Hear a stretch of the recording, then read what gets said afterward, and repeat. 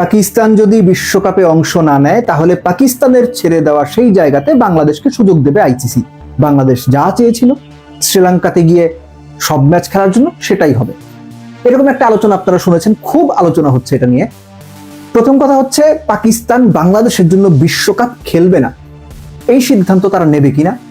দ্বিতীয়, যদি এই সিদ্ধান্ত পাকিস্তান আসলেই নিয়ে নেয়, বাংলাদেশের সামনে যদি সুযোগ আসে, তাহলে বাংলাদেশের সেই জায়গাতে গিয়ে পাকিস্তানের জায়গায় গিয়ে খেলা উচিত হবে কিনা। দ্বিতীয়টা দিয়ে আগে শুরু করি। তর্কের খাতিরে ধরে নিচ্ছি যে বাংলাদেশকে যেভাবে পাকিস্তান সাপোর্ট করেছে বা বাংলাদেশের অবস্থানকে যেভাবে সাপোর্ট করেছে নীতিগতভাবে, সেই জায়গা থেকে আরো এক্সটেন্ডেড কিংবা এক্সট্রিম ভার্সনে গিয়ে পাকিস্তান যদি সত্যিকার অর্থেই বিশ্বকাপ না খেলার সিদ্ধান্ত নেয়, পুরো ক্রিকেট বিশ্বেই এই উদাহরণ ইউনিক হয়ে থাকবে এবং তার ফলে বাংলাদেশের কাছে যদি সুযোগ আসে, অবশ্যই বাংলাদেশের বিশ্বকাপ খেলা উচিত হবে না, আমি সেটা মনে করি। যখন আপনার জন্য কেউ স্যাক্রিফাইস করে, তখন সেই জায়গাতে আপনারও স্যাক্রিফাইস করার মানসিকতা থাকাটা জরুরি। আবারও বলছি, সত্যি সত্যি পাকিস্তান যদি বাংলাদেশের সাথে সহাবস্থান জানিয়ে বিশ্বকাপ যাওয়ার সিদ্ধান্ত না নেয়, আইসিসি যদি বাংলাদেশকে খেলার সুযোগও করে দেয়, তবুও বাংলাদেশে যাওয়া উচিত না, কোনোভাবেই না। পাকিস্তানের সঙ্গে সম্পর্ক, দুই দেশের রাজনৈতিক বিষয় বা অন্যান্য ইকুয়েশন, এ সব কিছু আছে, আগেও ছিল, এখনো আছে, আগামীতেও থাকবে। কিন্তু এই পার্টিকুলার ক্রিকেট ইস্যুটাতে যদি তাই ঘটে, কোনোভাবেই বাংলাদেশের উচিত হবে না পাকিস্তানের ছেড়ে দেওয়া জায়গায় কিংবা পাকিস্তান বিশ্বকাপ বয়কট করার ফলে যদি সুযোগ আছে সেখানে অংশ নেওয়া।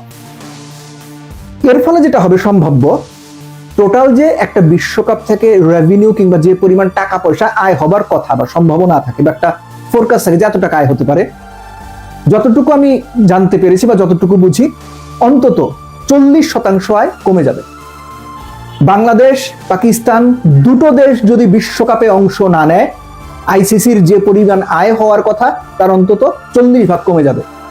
1000 টাকা আয় হওয়ার কথা থাকলে সর্বোচ্চ আইসিসি 600 টাকা আয় করতে পারবে। এটা বিরাট লস, যেটা আইসিসি কে অন্যভাবে ভাবতে সাহায্য করবে। প্রথম যে বিষয়টা ছিল পাকিস্তান বিশ্বকাপ বয়কট করবে কিনা, আইডিয়ালি ধরেন যে সমস্ত বড় টিম আছে, আপনি ক্রিকেটিং পার্সপেক্টিভ থেকে দেখেন, অস্ট্রেলিয়া, ইংল্যান্ড, ইন্ডিয়া, সাথে নিউজিল্যান্ড চ্যাম্পিয়নশিপের অন্যতম দাবিদার, এর সঙ্গে যদি সেকেন্ড টায়ার চ্যাম্পিয়নশিপের দাবিদার কাউকে বলেন, that is Pakistan. So Pakistan তাদের ক্রিকেটীয় অবস্থান থেকে বিশ্বকাপ বয়কট করার মতো সিদ্ধান্ত নেবে কিনা, এটা নিয়ে সিরিয়াস ডাউট আছে আমার মধ্যে। বিভিন্ন সময় আলোচনা হয়েছে যে পাকিস্তান বাংলাদেশকে সাপোর্ট করছে। এর আগে আমার কয়েকটা ভিডিওতে আমি বলেছি যে দুটো বিষয় এখানে সিগনিফিকেন্টলি মাথায় রাখতে হবে। এক হচ্ছে বাংলাদেশের অবস্থানকে সাপোর্ট করা, সেটা পাকিস্তান করতেই পারে নীতিগতভাবে। Australia, England, Zimbabwe, Kenya, south Africa, Uganda, যে কোনো দেশ করতে পারে। কিন্তু বাংলাদেশের যে অবস্থান কিংবা বাংলাদেশের যে চাওয়া, সেটা মেনে বিশ্বকাপ বয়কট করা, এটাও পাকিস্তান যদি বিশ্বকাপ বয়কট করে সেরকম ইউনিক বিষয় হয়ে থাকবে, যেটা আইডিয়ালি হওয়ার সম্ভাবনা খুব কম।